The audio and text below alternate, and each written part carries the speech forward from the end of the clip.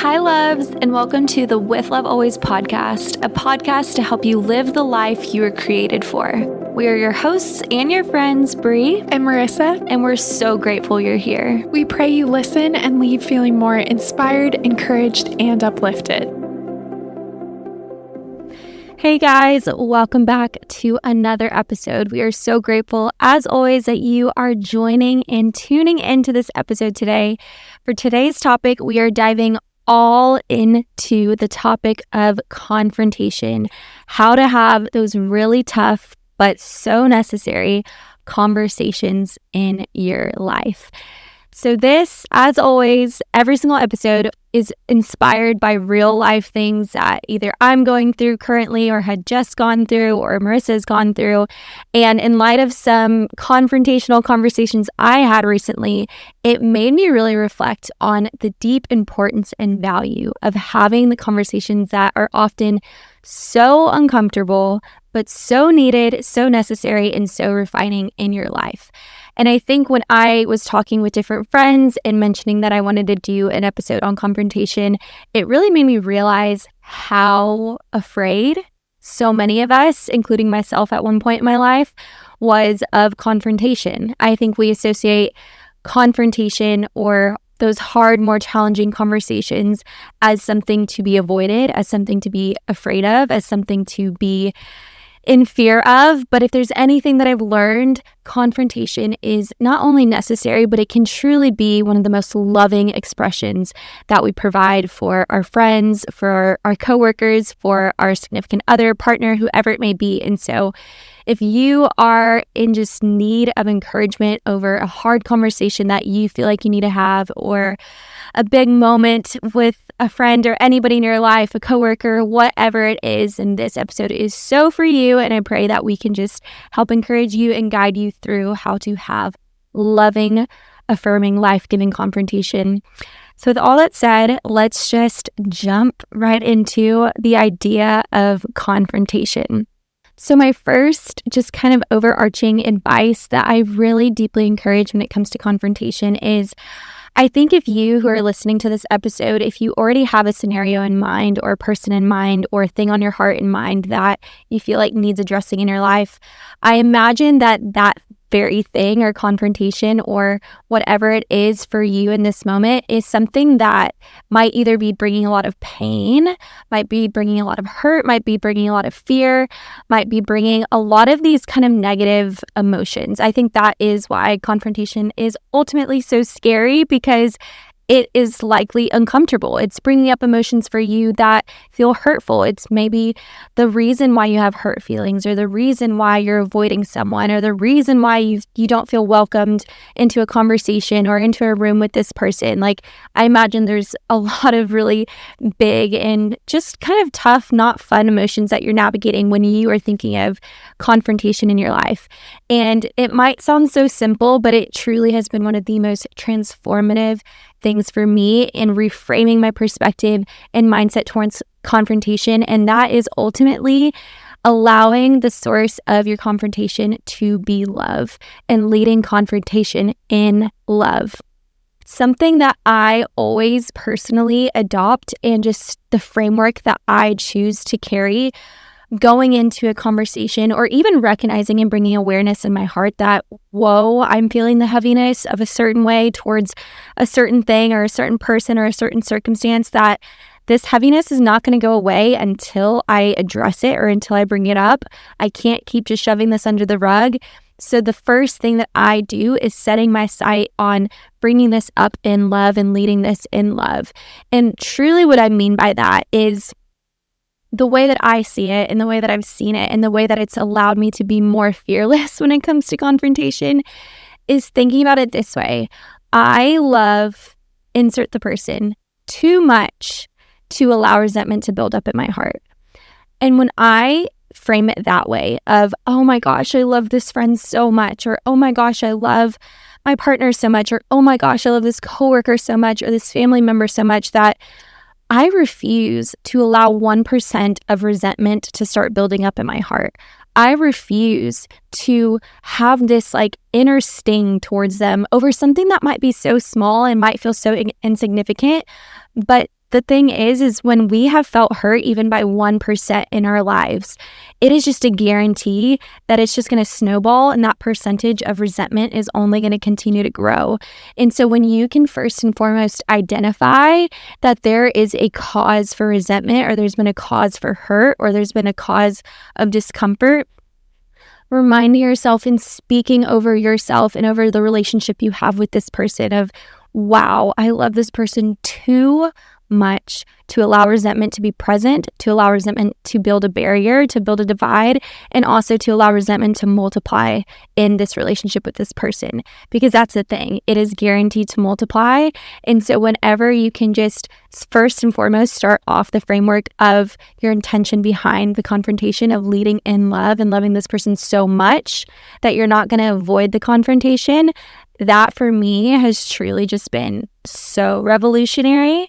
Versus I think sometimes, at least culturally, it can even seem like, oh, if you love someone, conflict can't exist. Or if you love someone, you're just going to ignore it and you're going to oversee it and you're not going to address that one little thing that they do that annoys you or frustrates you. Like, I think we're so trained to think that love is the expression or the absence of conflict. Mm-hmm. But actually, true love is, like I said, allowing even the things that might hurt you by 1% to be addressed, to be brought to the light, to be confronted, because you love this person so much you refuse to brush anything under the rug.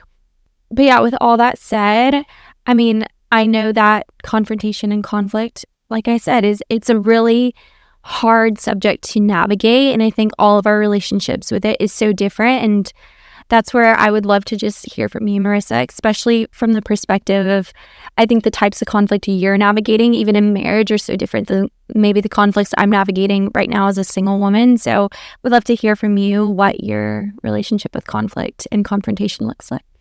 Yeah, I feel like even just hearing the word conflict, like I think it's so natural, or even confrontation, those words just seem intimidating.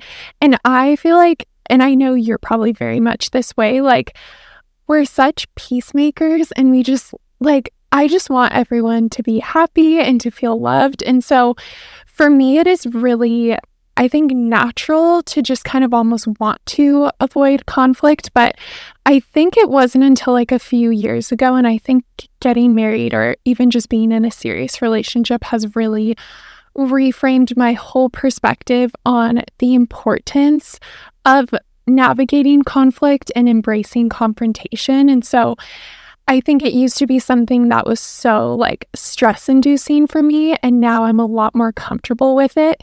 Granted, I never enjoy doing it. Like, it still does not come natural to me, but it's something that I can really embrace and see the opportunity for me to just express how I'm feeling and for us to grow and ultimately strengthen the relationship.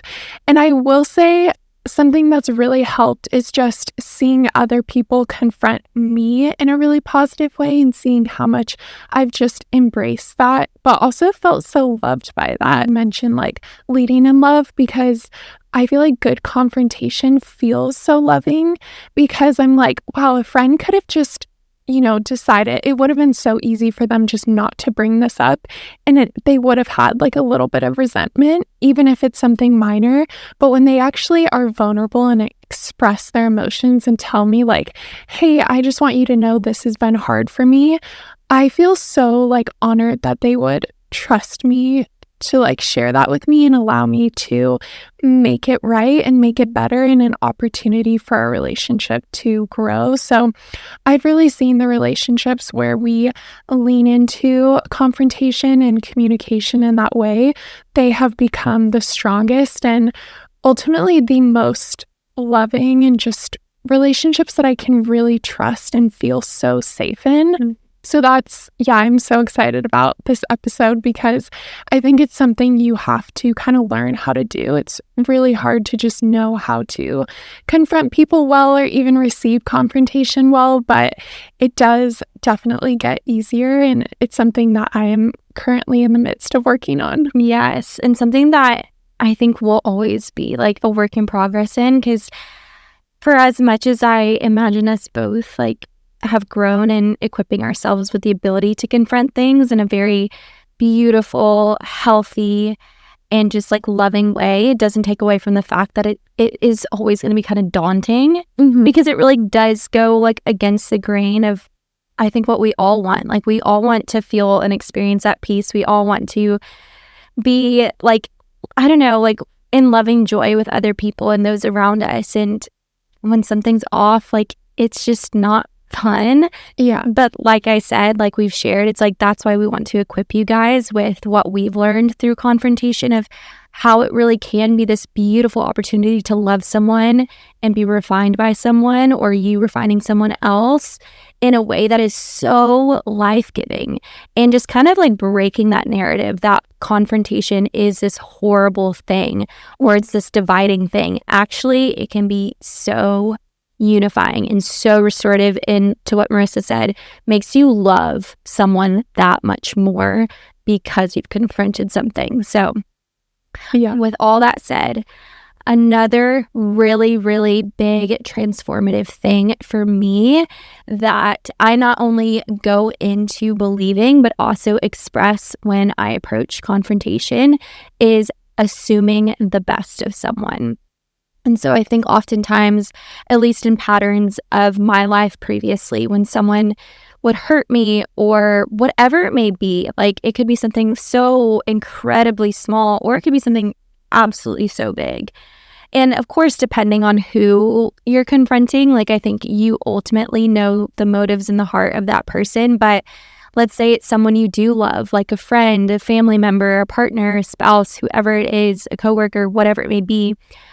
Ultimately, if you are choosing to lead in love and you're choosing to have a confrontational conversation, I imagine that this is a person that you really, really love and adore. And with that said, something I always remind myself of when I go into a conversation that I know I'm going to be calling out something that hurt me or bothered me is I always lead with the statement that I always assume the best of you. I know your heart. I know your character. I know your love towards me. And I always want to give you and provide you with the benefit of the doubt that maybe you were simply unaware of how XYZ hurt or affect me.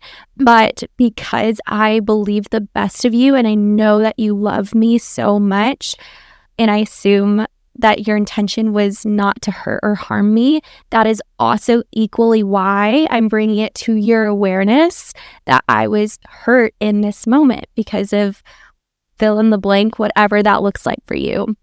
And I think in my experience, when I lead with that, it really provides the opportunity, which we'll kind of go into in a moment, but it provides the opportunity for someone to not feel like the moment you're approaching them in this confrontational conversation that they have to defend themselves against you. When you remind someone that there is no defense to be had, you simply love them so much and you know their character more than anybody and you believe the world of them more than anybody, it really just provides right off the bat an opportunity for both hearts to be so softened towards the conversation that is about to be had. And so I would love to hear from you, Marissa, if there's any specific ways that you practice this specifically within marriage. Yeah, that's such a good question. And this is something that really helped me start to embrace confrontation, both on the receiving end, but also the delivery. Like, I think sometimes when we're feeling, I don't know, the sting of something that happens to us and we just get caught up in that moment and that feels like the defining moment of who that person is, I think it's so important to just step away and kind of let those emotions, like, I just don't think you should ever come from a place of being like in a heightened emotional state. I think it's so important when you're confronting somebody to come from a place where you have a clear head, you're able to just feel relaxed and can actually invite them into the conversation. And I think it's also so important to absolutely remind yourself of this person and the character they've proven in the past, and then also remind them in that conversation, because it will just be received so much better when you say, like, I know this isn't who you are. Like, I don't want you to think I think this is who you are. I just want to like invite you into this. I think it just makes it just a much more relaxed, open, conversational moment, and honestly, an opportunity to actually grow and reach resolution, because I think there can be unhealthy confrontation where it's like we're almost waiting for somebody to apologize, or we're trying to get them to feel bad almost. Like, I think it's so important to examine our hearts when we're going into a moment of confrontation, to make sure that we are doing it out of love, but also that we are seeing the best in the person and we're giving them the opportunity to put their best foot forward. Like, we are setting them up for success in this conversation. So yeah, I think it's really kind of how we approach the conversation is how it's gonna go. And so making sure that you're not feeling overly emotional and you're coming from a relaxed place and you're reminding yourself of who that person is, and you're telling them that and making them feel safe so that they actually can talk to you and have a meaningful conversation, and then ultimately you guys can reach resolution, because that's really the goal. Like, we never want confrontation just to be a moment to point a finger at somebody. We really want it to be a point in which you can really reach resolution and ensure that this doesn't continue to happen on either side. Absolutely. And yeah, I think just giving the person the absolute benefit of the doubt. And like we both shared, of just genuinely believing of like, there is just no way this person's intention was to hurt me. And also in the event that maybe it was their intention to hurt you in a moment, not because they don't love you, but because we are such imperfect humans. Like, there's moments I can think of when in a conversation I've gotten heated up, or I've gotten defensive, or I've been, maybe not as wise with my choice of words. And I can honestly say that my intention was to like use my words or tone of voice for hurt, or to evoke, I don't know, that sounds so bad, but to evoke pain, but not like intense. But I think we've all been there. We've all been there where the heat of whatever you're talking about just gets kind of out of hand and you do want to hurt someone. And I think that's like moments where I am so grateful for the grace that's been extended towards me of like, Brie, I know that you do love me, but like, I don't want you to speak that way towards me, or that really hurt my feelings when I saw you upset towards me in this way. And it's one of those moments when receiving it from someone I love, as well as giving it to someone I love, when I am positioned in a place where I'm assuming the best of them and they're assuming the best of me, even a moment in which I lack clarity or I lack control of my emotions, it does give me such an opportunity to be like, whoa, like, I want to be refined in this area. And this person is bringing it up and addressing me and calling me out, not because they hate me or not because they don't think that I'm a good friend or a good person, but because they love me too much to allow me to continue acting in this pattern. And so I imagine like you listening, like what you may be thinking about for confrontation could be so separate of what we're thinking about. And it could be so separate also in like the emotions that are being evoked for you. But I think, like to what we both said, just assuming the best, even despite maybe your flawed approach or their flawed response to it. It's just when you continue to lead in that love and you continue to press into like, I'm going to try my best in my imperfection as a human to really put my ego aside and not demand that I absolutely need an apology and not demand that I absolutely need to make this person feel bad for what they've done. Mm-hmm. But instead, I just desperately want a resolution so I can just continue forward.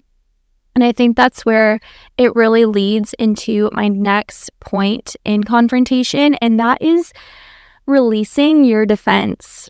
It's so hard because I think in our humanness, when we are being approached, I can think of friends who've approached me in the past of like, bringing something up that I said or I did or a tone of voice or whatever it may be, and they confronting me in so much love. But my immediate response as a human being is defense. Like, trying to justify, oh, this is why I was that way, or so and forth. And I think naturally when you may be the one prompting this conversation and you are prompting someone towards something that maybe they did wrong, I think it's natural for us as humans to feel like we need to defend ourselves and we need to protect ourselves and we need to justify ourselves. And so something that I have implemented in moments when I'm having a confrontational conversation is I love to continue to verbally remind of like, I love you too much to allow resentment to build. I assume the best of you. I know your character. I know your heart. You have proven yourself so worthy of this friendship, relationship, whatever it is. But also, like, this is not me against you right now. I am not against you. I am for you and I'm for us. And so I want to remind you that we are on the same team right now. And even though it may seem, even in my approach, like I am coming at you to attack you, and I'm sorry if that's my approach, but like I just want to remind you, ultimately I'm bringing this up because I am so for you and I'm so for us. And I think when we verbally affirm, and honestly, like if there's anything that you can learn so far even from this episode, is over communicate the heck of how much you just love this person and you are not against them, you are for them. It just brings this sense of unity in the midst of confrontation. And so, like I said, in moments when I'm confronting someone, I love to verbally use that equation of it is not me against you, it's us against this problem. And so let's resolve this together and let's move on together because I love you so dearly. And so with all of that said, Marissa, I would love to hear if you have any, I don't know, specific stories of confrontation in your life. I know I can think of literally a million right now that Marissa knows about, but yeah, I would love to hear if you have any examples. I love the idea you were mentioning of like us against the problem or just viewing it like a team. That's something that I always just remind myself. Again, I'm going to be referencing marriage a lot, but I feel like it's just someone where you're just in constant communication and you're figuring out how to, whether it's like a roommate or a spouse or a family member, living with somebody can be such a place of confrontation or not confrontation, conflict that then needs confrontation. And so I know something that I've switched from doing. I think before it was easy to, let's say like my spouse does something that like triggers me, rather than being like, you did this, like, and that's the place of confrontation. Instead, I will say like, I'll almost make the problem a separate entity. So like, let's say my husband left like the house in a complete mess. I'll come and say like, hey, like this mess is causing me to feel this way. Like, how can we solve this together? And so immediately it's like, exactly like you mentioned, we're on the same team. Here's the problem, and I'm making whether or not he caused the problem is irrelevant in a lot of cases. And with friends too, I'm like, it doesn't matter if your friend put you in this circumstance. The reality is, here's the challenge you guys are facing together. Come to them and say, I want to solve this with you, and allow them to be creative in that process. Because I think sometimes like I'll present somebody with the solution and the confrontation and they're like, okay, like they can say yes, but that actually doesn't work with their personality type and how they are. So when I invite somebody in to create resolution, I feel like we can actually come up with something that's sustainable. So like specifically if it's like a roommate or somebody where there's this reoccurring issue and you're coming to them, confronting them because you want to actually get it solved, ask them like, how can I help you make this like something that is sustainable and we can fix? So like, how can I help you keep this house clean or whatever it might be? Like, how can I help you feel like you can ask me first before you want to borrow something, whatever that scenario might be. Like really approaching it from a place of, I'm on the same team as you. I really want to figure this out with you. And I really care what you have to say about it and how we can ultimately reach resolution, because this relationship is so important to me. So I think that's something that's really helped. And I think from what I've seen, people are so much more receptive to it. And they're like, oh, absolutely. Like they're so invested and willing to come up with these things. And it also allows for kind of a check-in too. Like if it is something where you're like, okay, I could see this problem arising again, when you come up with a solution together and you have that open conversation, you can do a check-in and say, hey, has this been working well for you? Like, do we need to adjust at all? And then it doesn't become another like confrontation of, okay, this is the second time I'm bringing this up. Like, why have you not gotten it yet? Instead, you guys are already partners. So you are there to support each other and kind of iterate and adapt and kind of go from there. I love that. I really, really love that. And yeah, just not being quick to try to provide a solution, even though you may have one in mind and it may be the right one. I think just like giving the person the opportunity to process what you are sharing with them and confronting them with, and then asking them and like inviting them of like, how should we respond to this? Like, and just, yes, giving them the opportunity to seek that clarity within their own mind too. And so I think once again, I'm all kind of about like the formulas when it comes to confrontation. And these are like true formulas that I will use when I'm like formulating the conversation in my mind beforehand and even in the moment. Of something I love to do so deeply is express my intentions. And so this is something that, you know, even going back to before you even approach this conversation, like think about what are your intentions in this conversation and get really honest with yourself, get really real with yourself and express that word for word, like verbatim within the conversation. Something that I do is I love going back to assuming the best of someone, releasing the defense, is I love to assume the best with someone. So in that, I love to express of, hey, I'm really aware that this was likely not your intention, but the way that I received this word or action or experience or day, whatever it is for you, the way that I received this really hurt me. And I just want to affirm that I know your intention was not to hurt me, or I'm assuming the best of you and believing that your intentions weren't to hurt me. But I just want to bring that awareness that even though I know your intention was likely pure, my feelings towards it are ones of hurt and ones of pain and ones of sadness or whatever it may be, fill in the blank for you. And I think when we can once again kind of like formulate that conversation with providing that intention of like, I know that your intentions are pure and I know that your intentions were not to hurt and to harm.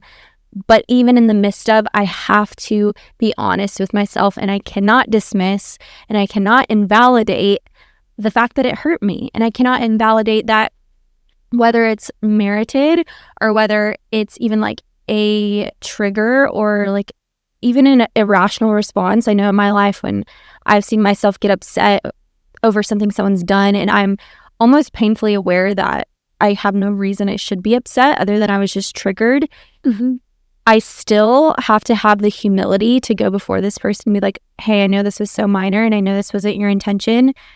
And I even think about times when I've had confrontation where I've literally had to say word for word of, you know, I'm kind of embarrassed that I feel this way and I'm embarrassed that I feel upset or that I feel stupid or I feel not valued here, but I just simply cannot invalidate my emotions because once again, I love you too much to allow a barrier to be divided against us, or I love you too much to allow resentment to build against us.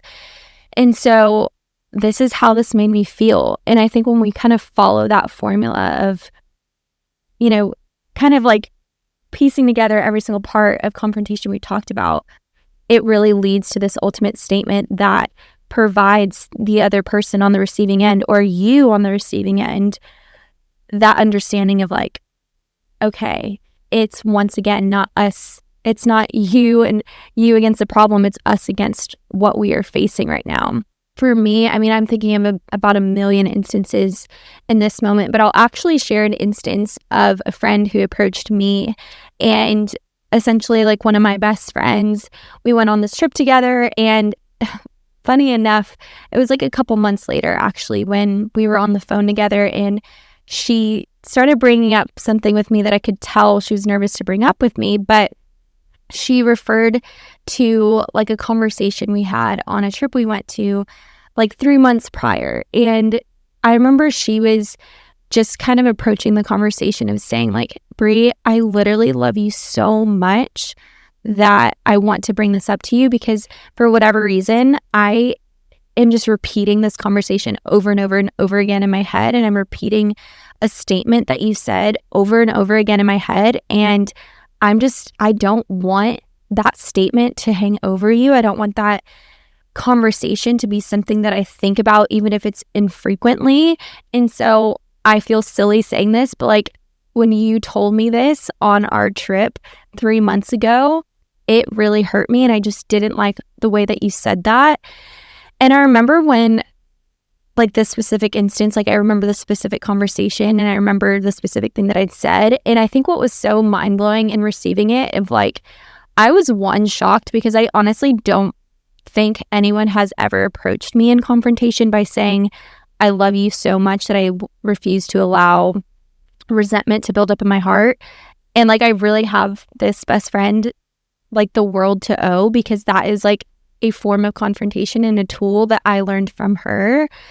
But also, I think it was like equally kind of shocking because she was bringing it up to me so many months later, but also in that moment, so incredibly loving because she was able to recognize that, wow, this is bothering me enough for me to think about it over and over and over again.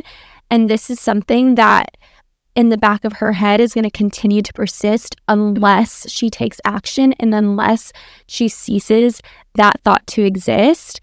And on top of that, I think it was just such a beautiful moment for me to be refined. I was like, oh my gosh, I literally forgot about that conversation. I forgot about that statement. And I had no idea, like could not even have guessed, even when she was telling it back to me, that what I said could even be remotely harmful or remotely hurtful or remotely upsetting. Like I would have had no awareness of that. And I think that is also the beauty, but also the pain of confrontation is like, we have to remember in the midst of confrontation, the reason why people say things or the reason why people get hurt by things, whether it's you who's been hurt or someone else who's been hurt, is like, we are such intricate human beings, and the ways and the reasons why we get upset are so fragile sometimes. And so it was just such a beautiful opportunity for me to be brought to awareness of like, wow, I can love this friend so much better because she told me a way and a tone of voice that I spoke in that was really upsetting. And I feel like in that moment, even though it was so hard and I remember cringing at myself and feeling so ashamed in that moment and so embarrassed and so like, oh my gosh, I'm not a good friend. Like, what is she going to think of me? Like, is the confrontation itself going to create a divide?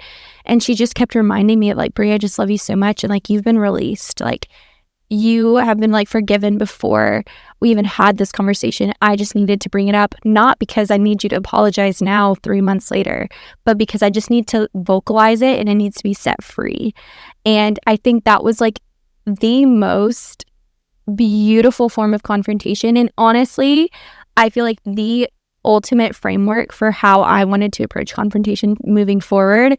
And I think when you are either giving that loving confrontation or receiving that loving confrontation, and you see the beauty that it can result in and end in, and the love that can actually grow because of it, it actually makes you want to have more confrontational conversations. So the second to last point on confrontation we just want to speak on is ultimately being one who listens to understand. And something that I was really thinking about when it came to this part of confrontation is that ultimately, I think with confrontation, we should deeply desire to seek clarity, not justice. And I think so often, including for myself, we can try to seek justice in the confrontation and justice in the conversation of like, I just need to be told that I'm right, or I just need someone to, say they're sorry to me. And, I just need someone to feel really bad about what they've done towards me.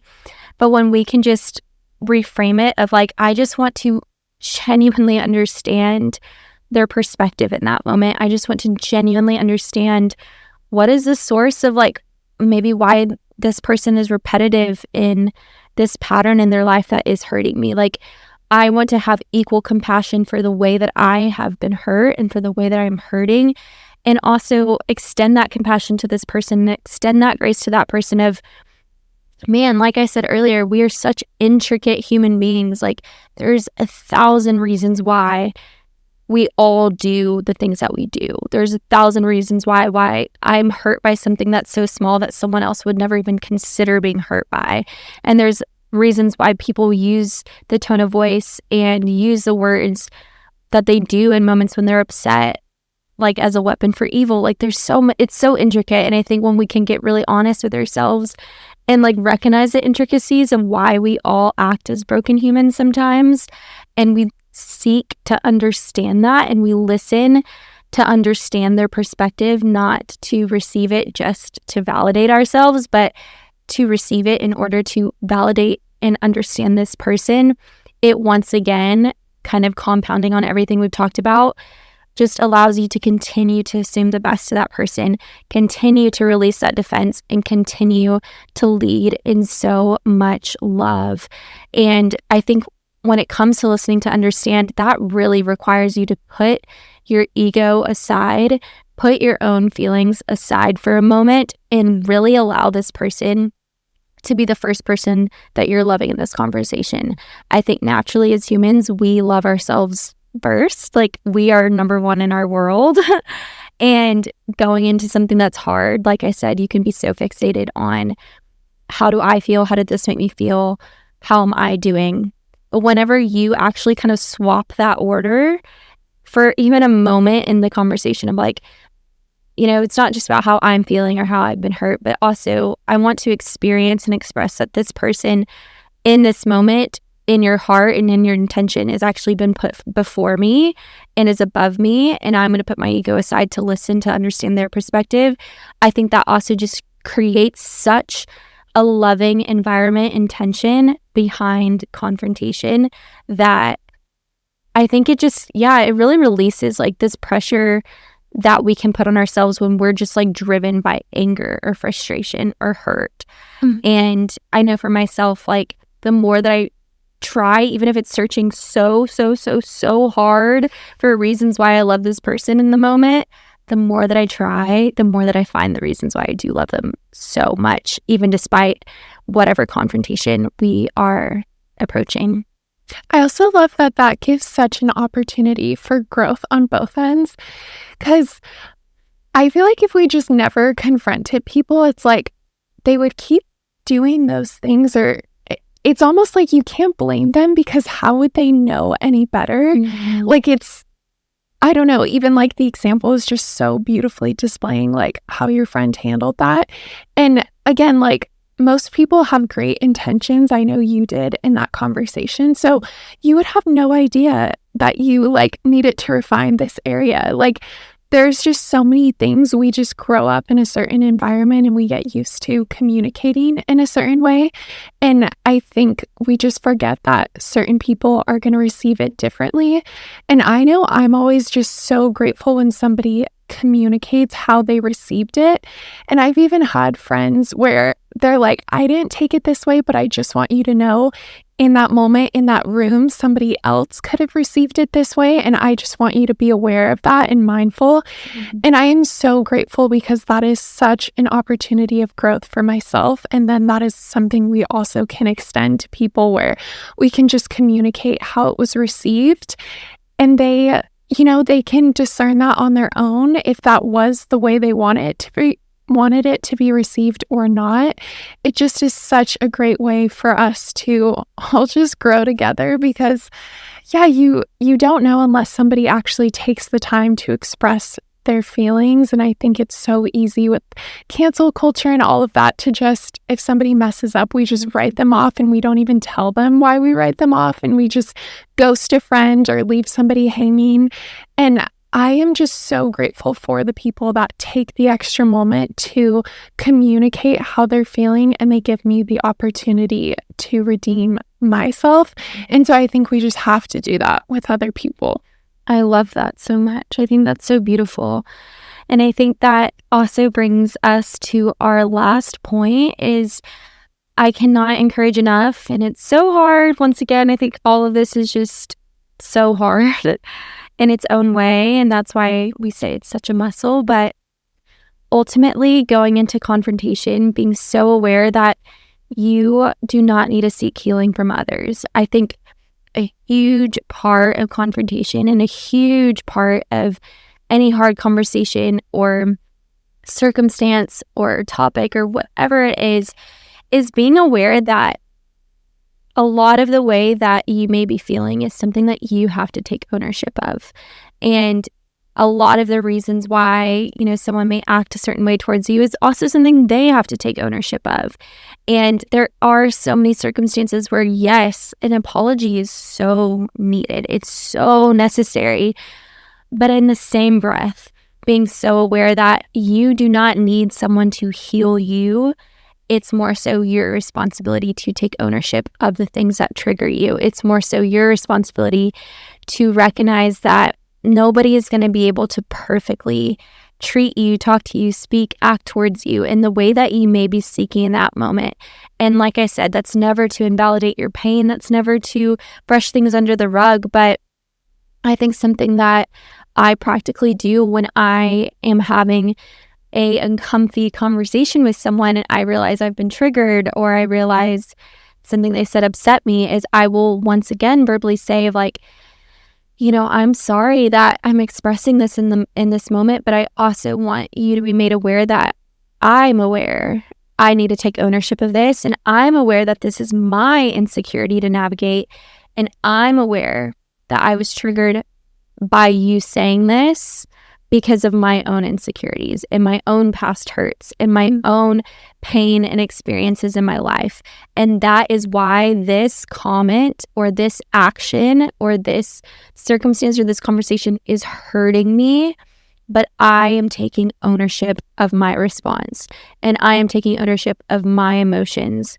And that is not to say you're not providing the opportunity for someone to still extend their ask for forgiveness or still extend their apology or still provide the reasoning. Like there's still, that's still so needed and it still is necessary. But I think when we don't look to this conversation and we don't look towards someone as our healer, but we know that we need to just take that ownership within ourselves, I think that really just also releases of any of begrudging emotions that you may be carrying going into this conversation of what you think you need, versus when we just recognize that we are also such flawed humans with such flawed responses and such flawed reactions to things. It once again just provides this beautiful encounter with a really confrontational, hard, uncomfortable conversation that can actually be made into something so loving and so life-giving and just so refining. And so I would say that's my last piece of advice and wisdom. And I pray that through this, you were able to formulate both formulas of how we approach confrontation, but also through this, just even deeply reflective, are these totally new ways that you would be approaching confrontation? Are these concepts or ways of thinking you've thought about before? Because I know for myself, this is something that has been years in the making. Don't think for a moment that I've been this discerning and this over communicative in confrontation. I definitely haven't been. I grew up honestly being a very emotional child and very, very reactive. I would blow up in an instant. My poor parents, they know I would use my words as a weapon for evil just because I was such a sensitive child growing up and I was so dictated by my emotions. And you guys know, if you've been listening for a while, I always say, I'm such a feeler and I feel things really intensely. And so these are things that has taken me years to learn through a lot of really painful conversations that went really wrong on my end or on someone else's end. And yeah, I pray that this was like a token of encouragement. And even if you can take away one thing that you can do differently in your next hard conversation, that is the greatest goal. And don't think for a moment you have to do all of these all at once, because like I said, it takes time. Time and practice for sure. So much time. But yeah, I think those are my last thoughts on confrontation. And I don't know if you have any final concluding thoughts. No, the only thing I had was just a verse that I always remind myself going into confrontation. And it's James chapter 1, verse 19. And it says, "Let every person be quick to hear, slow to speak, slow to anger, for the anger of man does not produce the righteousness of God." Just love this verse. And it is so it's so easy to read that and just be like, that sounds amazing. It is so hard to actually put into practice. But I think when you can just release the emotions, find healing, like you were mentioning, like find that healing first with yourself, come to peace, forgive the person before you ever talk to them, and then come to them from a place of they've already been set free. Like, just come to them from a place where you are doing this for the betterment of the both of you, but you have already found healing. You are working on finding that healing already, and you can be slow to speak, slow to anger, and you can listen to them with wide open ears and just really try to progress the relationship. Or if you're not going to have a relationship with that person, even it can just be such a learning moment. So we just hope this conversation was so encouraging, and we're just praying for the confrontation that you might have to do in your life. And we are just so with you guys and for you, and it can be such a challenge, but I promise it is so worth it. Okay, guys, it is time for love notes. And sadly, summer is coming to an end. It's officially September. I thought it would be fun to do end of summer highlights. So I just feel like I'm getting more nostalgic with like the older I get, and I just want to remember summer 2023. So this is our mini little time capsule in this episode. So I have a few questions. I'm going to ask you to start. Best place you went to this summer? I feel like this is going to be a trouble for you. Oh my God. One place. Oh my gosh. I'm really thinking of so much right now. I think it has to be Croatia, just because that was like my most like grandiose adventure. And it was so beautiful. I can't believe that that's already over. It came and went. Croatia for sure. You can't go wrong with Croatia. No. I honestly didn't travel a ton this summer, but I think this might be cheating because I think it was right before summer, but I did a road trip for a friend's wedding up to Bodega Bay, which is Northern California. And I've never really taken PCH that far north. And I am telling you, if you ever have the chance, anyone I meet, I'm like, if you ever have the chance to do that, it is so beautiful. I felt like I was in New Zealand or Ireland. Just when you keep going north, you reach this very like remote, untouched part of Northern California. And it was so beautiful. And I am just dying to go back. So that trip is just going to forever live in my mind. And I just feel calmer thinking about it. It's just so serene. So that is going to be my best place of this summer. And the next question is something new in your life, like something new that happened this summer. You can take it any which way you want. Gosh, I feel like I am in a season of so much new. I'm going to name at least two things. One of them is, it's still so new, is living alone. Like that is a really new season for me. Something else that's new is I started learning how to surf. So that's really new. That's a big one. And then there's other new things, but I'm just going to keep them quiet for right now. But yeah, I would say those are like my two biggest new things. You stole one of mine. We did? How to surf? Oh, surf. We're surfing girls.